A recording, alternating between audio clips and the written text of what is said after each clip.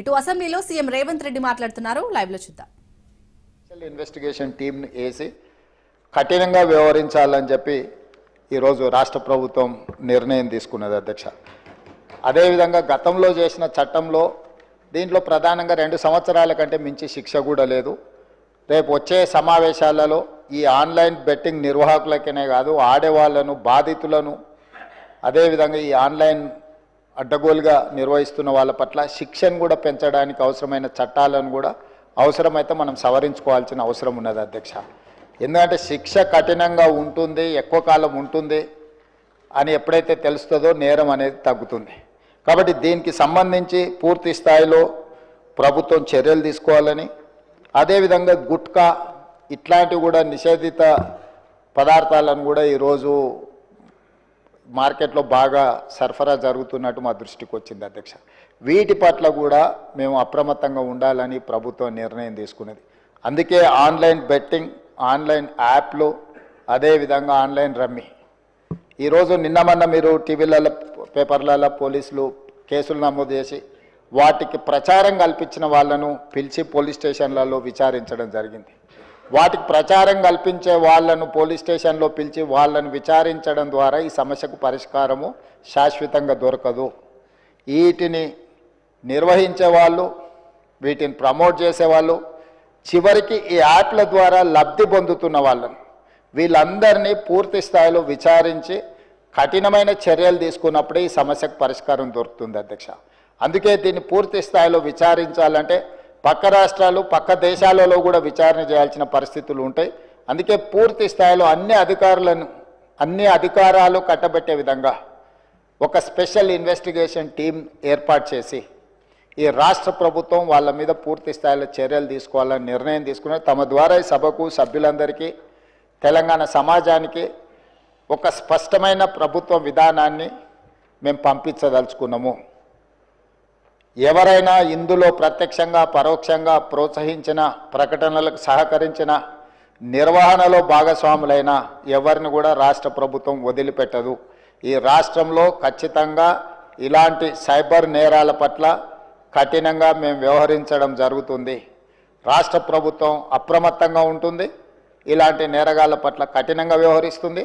ఈ సభ ద్వారా సభ్యులందరికీ నేను ఈ ప్రకటన ద్వారా ఒకే మాట చెప్పదలుచుకున్నా, స్పెషల్ ఇన్వెస్టిగేషన్ టీంను ఏర్పాటు చేస్తున్నాము. తద్వారా అందరినీ కఠినంగా అణచివేయడమే కాకుండా చర్యలు తీసుకుంటామని తమ ద్వారా తెలియజేయదలుచుకున్నా అధ్యక్ష. అదేవిధంగా అధ్యక్ష, శాంతి భద్రతల మీద చాలాసార్లు మాట్లాడుతున్నారు, చాలా విషయాలు మాట్లాడుతున్నారు. నేను ఎక్కువ విషయాలు చెప్పదలుచుకోలేదు, కానీ గత ప్రభుత్వంలో కొన్ని దారుణమైన సంఘటనలు జరిగినప్పుడు తీసుకున్న చర్యలు, వాటి వివరాలు, ఇవన్నీ కూడా ఈ సభలో చర్చిద్దామంటే మాకేం అభ్యంతరం లేదు అధ్యక్ష. ఎక్కడైనా చెదురుమదురు సంఘటనలు జరిగినా, అనుకోకుంటే ఎవరైనా నేరానికి పాల్పడ్డప్పుడు నేరం అనేది ఎవరు మనకు చెప్పి ముందస్తుగా సమాచారం ఇచ్చి పాల్గొన్నారు. నేరం జరిగిన ఎంబడే ప్రభుత్వాలు వ్యవహరించిన తీరు అత్యంత కీలకం, అత్యంత ప్రాధాన్యతతో కూడుకున్నది అధ్యక్ష.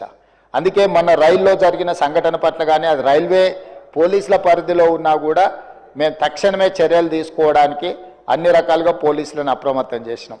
ఏ చిన్న సంఘటన జరిగినా రాష్ట్ర ప్రభుత్వం అప్రమత్తంగా ఉంటుంది.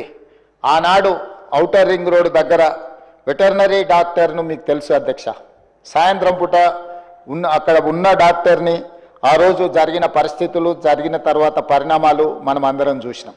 అదేవిధంగా అధ్యక్ష, న్యాయవాదులు వామన్ రావు గారు దంపతులు స్పష్టంగా కోర్టుకు వెళ్ళి మమ్మల్ని చంపుతారు, మమ్మల్ని చంపే ప్రక్రియలో ప్రభుత్వంలో ఉన్నవాళ్ళు, ప్రభుత్వానికి సంబంధించిన వాళ్ళే మమ్మల్ని చంపడానికి ప్రయత్నం చేస్తున్నారు, మాకు సెక్యూరిటీ ఇవ్వాలి అని చెప్పి హైకోర్టులో పిటిషన్ వేయడమే కాకుండా అక్కడ కోర్టులో కూడా వాదించి వస్తుంటే నడి బజార్లో నరికి చంపినారు అధ్యక్ష. నడి బజార్లో న్యాయవాదులను, హైకోర్టు న్యాయవాదులను నాడు నరికి చంపితే ఈనాటికి ఆ చంపిన వాళ్ళ మీద రకరకాలుగా ఆ రోజు కేసులో ఉన్న వాళ్ళని తప్పించి ఈరోజు సుప్రీంకోర్టులో రాష్ట్ర ప్రభుత్వం సిబిఐ విచారణకు వాళ్ళు కేసు వేస్తే ఈరోజు సిబిఐ విచారణ కోసం రాష్ట్ర ప్రభుత్వం మాకేం అభ్యంతరం లేదు, విచారణకు ఆదేశాలు ఇవ్వండి అని చెప్పే పరిస్థితి. న్యాయవాదులను చంపితే కూడా ఆనాడు ప్రభుత్వము ఏమాత్రం కూడా స్పందించలేదు. అదే కాకుండా అధ్యక్ష, తమకు తెలుసు సింగరేణి కాలనీ మహేశ్వరం నియోజకవర్గం వస్తుంది అనుకుంటా, మన సంతోష్ నగర్ అవతల చంపాపేట పక్కన 6 సంవత్సరాల బాలికను గంజాయి మత్తులో రేప్ చేసి మర్డర్ చేస్తే ఆనాటి ప్రభుత్వంలో ఎలాంటి చర్యలు తీసుకోలేదు అధ్యక్ష. అదేవిధంగా అధ్యక్ష 2020 సంవత్సరంలో దేశంలోనే మహిళలపై జరిగిన అత్యాచారాలల్లో ఆనాటి రాష్ట్ర ప్రభుత్వం 4వ స్థానాన్ని సాధించింది అధ్యక్ష. తెలంగాణ రాష్ట్రం మహిళల మీద జరిగిన మొత్తం చిన్నారులపై వీళ్ళపై అగత్యాలు జరిగిన దాంట్లో ఎన్సీఆర్బీ ఇచ్చిన నివేదిక ప్రకారం రాష్ట్రం 4వ స్థానంలో ఉండే అధ్యక్ష. అదేవిధంగా అధ్యక్ష ఇట్లాంటి ఒక్క దగ్గర కాదు, ఎన్నో సంఘటనలు జూబ్లీ హిల్స్లో మైనర్ బాలికను పబ్లో నుంచి తీసుకెళ్ళి అక్కడికక్కడనే జూబ్లీ హిల్స్లో రేప్ చేస్తే ఆ రేప్ చేసిన దాంట్లో టీఆర్ఎస్ నాయకుడి కుమారుడే అందులో ప్రత్యక్షంగా పాల్గొంటే ఆ రోజు వాళ్ళను కాపాడడానికి ప్రయత్నం చేసిండ్రు అధ్యక్ష. అదేవిధంగా అధ్యక్ష వర్క్ బోర్డ్ చైర్మన్ కొడుకే ఆ రోజు కేసులో ఉండడానికి కేసు కట్టడం జరిగింది అధ్యక్ష. సరిగ్గా నేను ఎక్కువ దూరం వెళ్ళి ఆరోపణలు చేయదలుచుకోలేదు. ఆ రోజు ఉన్న ఒక మంత్రి గారి కుటుంబానికి సంబంధించిన వాళ్ళ మీద కూడా వచ్చిన ఆరోపణలు మీ అందరి దృష్టికి వచ్చినాయి అధ్యక్ష. అదేవిధంగా ఈరోజు ఇట్లాంటి సంఘటనలు జరిగినప్పుడు మన అందరం కూడా బాధితుల పట్ల సానుభూతితో నుండి నేరగాళ్ల పట్ల కఠినంగా వ్యవహరించడానికి సహకరించాలి.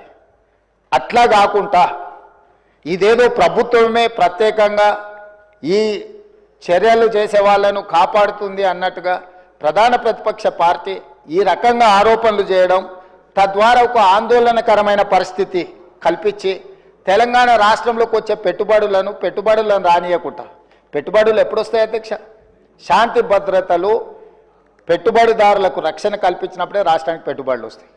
ఈరోజు ఏ మంచి పని చేపడదామన్నా దానికి ఒక దురుద్దేశాన్ని ఆపాదించి ఆ దురుద్దేశం ద్వారా తెలంగాణ రాష్ట్రం మొత్తం కుప్పగూలిపోయింది. ఈ రాష్ట్రంలో శాంతి భద్రతలు లేవు, ఈ రాష్ట్రంలో మీరు పెట్టుబడులు పెట్టకండి, ఈ రాష్ట్రం దివాలా తీస్తేనే తప్ప మాకు సంతోషం కలగదు అన్నట్టుగా ఈరోజు మాట్లాడడం ఏమాత్రం సమంజసం కాదు అధ్యక్ష. ఈరోజు ఈ రాష్ట్రంలో శాంతి భద్రతలను ఆనాడు 2004 నుంచి 2014 వరకు ఏది ఎట్లున్నా హైదరాబాద్ నగరంలో ప్రధానంగా శాంతి భద్రతల విషయంలో ప్రభుత్వం ఏమాత్రం ఆనాడు రాజీ పడకుండా మేము చేసిన ప్రయత్నాలు తెలంగాణ రాష్ట్ర అభివృద్ధికి ఎందుకో అనుకూలించినాయి.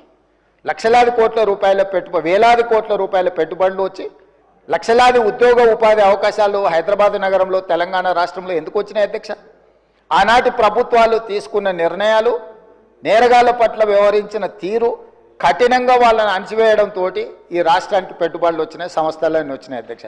ఈరోజు సైబరాబాద్ ప్రాంతం కానీ, హైటెక్ సిటీ ప్రాంతం కానీ, ఔటర్ రింగ్ రోడ్ ప్రాంతం కానీ, అంతర్జాతీయ ఎయిర్పోర్ట్ ప్రాంతం కానీ, గచ్చిబౌలి కానీ, ఇలా చెప్పుకుంటూ వెళ్తే రాయదుర్గం కానీ ఇవన్నీ ఎప్పుడు విస్తరించినాయి అధ్యక్ష? ఎప్పుడు అభివృద్ధి చెందినాయి? హైదరాబాదు నగరంలో ఒకనాడు ఉమ్మడి రాష్ట్రంలో లేకపోతే అంతకంటే ముందు మత కల్లోలాలు ఉంటే కూడా అందరినీ కూడదీసుకొని అందరిని కలుపుకొని వాటిని అణిచివేసిన తర్వాత ఈ రాష్ట్రం అంటే శాంతి భద్రతలకు ఒక వేదిక అని తయారు చేసిన తర్వాతనే మనకు పెట్టుబడులు వచ్చినాయి అధ్యక్ష. విస్తరణలో భాగంగా మెట్రో కానీ, రోడ్లు కానీ, ఫ్లైఓవర్లు కానీ, కృష్ణానది జలాలు కానీ, గోదావరి జలాలు కానీ, ఇట్లా ప్రతిదీ హైదరాబాదు నగరం యొక్క మౌలిక వసతులను పెంచడమే కాకుండా శాంతి భద్రతలను కాపాడడంతో మన రాష్ట్రానికి పెట్టుబడులు వచ్చినాయి అధ్యక్ష.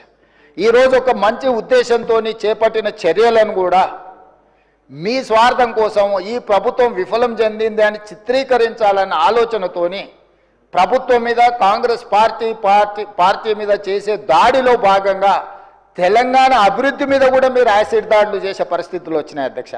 తెలంగాణ కుప్పగూలాలన్న ఒక ఆలోచనతోని కుట్రపూరితంగా అన్ని రకాల వేదికల మీద తప్పుడు ప్రచారం చేయడం వల్ల ఈరోజు తెలంగాణ ప్రతిష్టను మసకబార్చే ప్రయత్నం చేస్తున్నారు అధ్యక్ష. దయచేసి తమరి ద్వారా నేను చేస్తున్న విజ్ఞప్తి ఒకటే, ఇట్లాంటి కుట్రలు చేయకండి. ఈ కుట్రలు తెలంగాణ రాష్ట్రానికి ప్రయోజనం కాదు.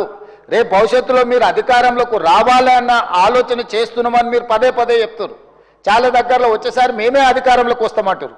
మరి వచ్చేసారి మీరు అధికారంలోకి రావాలంటే రాష్ట్రం దివాలా తీసి రాష్ట్రం మొత్తం తగలబడిపోయి రాష్ట్రానికి పెట్టుబడులు రాకుండా వచ్చిన పెట్టుబడులు ఇతర రాష్ట్రాలకు తరలిపోయి ఇది జరిగితే ఈ రాష్ట్రానికి ఏమైనా ప్రయోజనం చేకూరుస్తుందా?